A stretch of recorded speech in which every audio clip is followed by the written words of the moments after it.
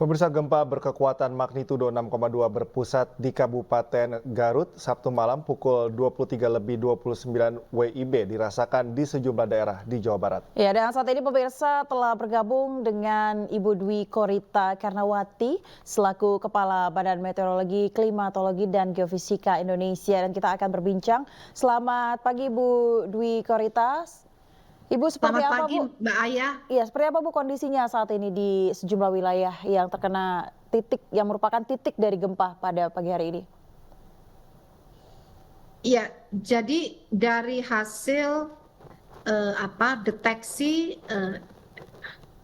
tingkat guncangan gempa, kami mencatat beberapa wilayah yang terdampak gempa bumi ini berdasarkan tingkat guncangan gempa tadi, terutama di Sukabumi dan Tasikmalaya dengan skala intensitas 4 mmi.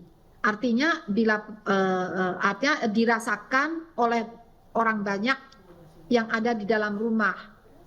Kemudian juga terjadi di Bandung dan Garut dengan skala intensitas 3 hingga 4 mmi, serta di daerah Tangerang, Tangsel, Bogor, DKI Jakarta, Kebumen, hingga sampai Jawa Tengah, bahkan sampai DIY ya, Kebumen, Banyumas, Cilacap, dan Purwokerto dengan skala intensitas 3 mmi.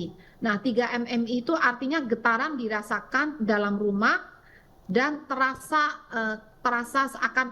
seakan-akan ada truk berlalu. Selanjutnya dirasakan pula di daerah Bantul, Sleman, Kulon Progo, DIY, serta di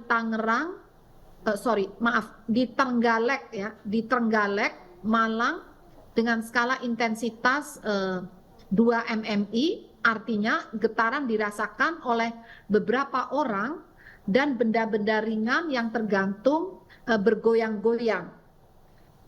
Itulah apa yang kami catat ya, bagaimana dampak dari gempa ini dalam aspek tingkat getarannya, tingkat guncangannya. Oke, Demikian, Mbak. Oke, Bu Dwi Korita, getaran dan juga frekuensinya ini lumayan lama terasa, bahkan sampai ke Jawa Tengah. Apakah memang ini gejala yang bisa dikatakan alami, normal, atau memang ada sesuatu yang harus diperhatikan oleh masyarakat? Jadi demikian, karena pusat gempa dari gempa yang terjadi kemarin itu yang berada pada kedalaman 70 km.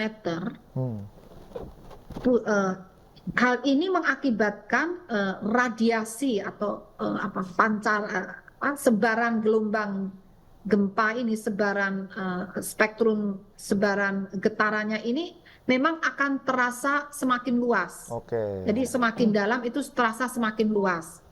Namun kalau semakin dangkal itu lebih lokal dampak getarannya, tapi relatif lebih merusak karena lebih dekat dengan sumber gempa.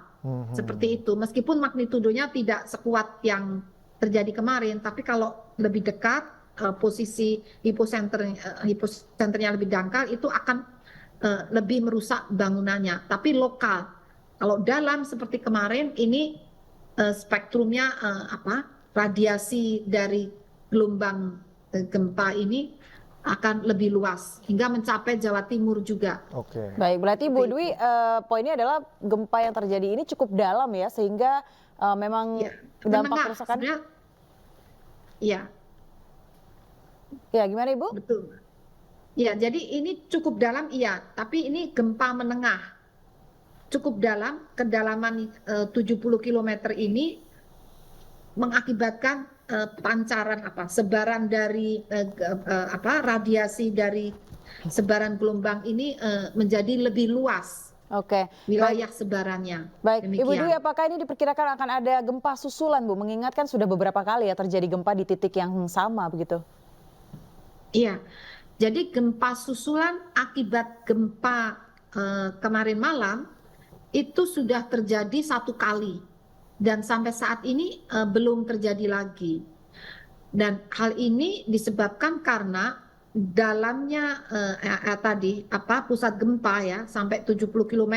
Meskipun ini masih dianggap gempa menengah, bukan gempa dalam ya.